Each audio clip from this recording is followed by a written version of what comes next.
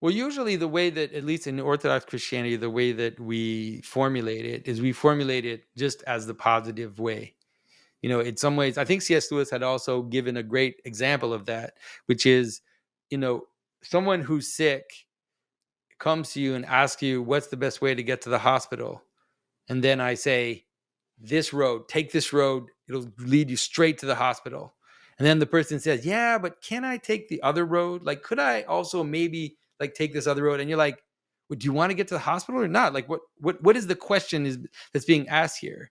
And so I think that's the way that I like to think about it, which is that in Orthodox Christianity, we say, ask me how it is to come into full communion with God, and I'll tell you, this is the way. Now, don't ask me, are there maybe possible exceptions of people that could be taken another way and maybe they'll still get there? Like, why are you asking that? Like, what is motivating that question? I mean, we usually just say, I don't know. And it's not for me to judge that. Why would I ask? There's no existential reason to ask myself about other people in other places. I want to get to the hospital. Like I want to be healed. I want to be free from my slaveries. I want to be free from my passions. And if you want that, I can say this is the way. Like this is a way, and I see it because I see the saints, because I see all these people that are free, that aren't living under the weight of all their obsessions and passions and whatever. I see these free people. I'm like, this is a path this is the path that I see.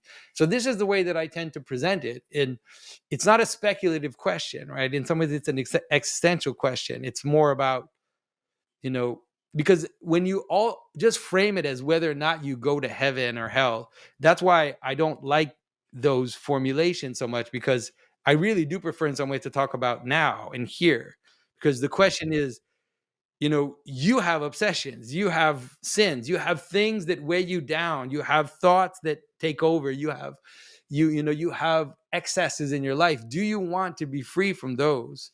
And if the answer is yes, and it's like, this is the way, right? Jesus shows you the way to be free, and that leads to heaven.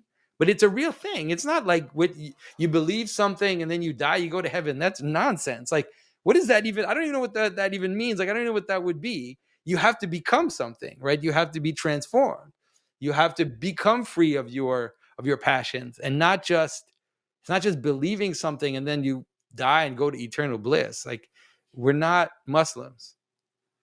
The Christians are not Muslims. Like there's a lot of stuff that it's weird how there's actually a lot of stuff in certain types of Protestant Christianity, which seem to be much closer to the way that Muslims think about, right? Say this phrase, say that God, there's only one God, and Muhammad is his prophet. Say that, and it means that you're fine, like you're good to go. That's not how any of this stuff works.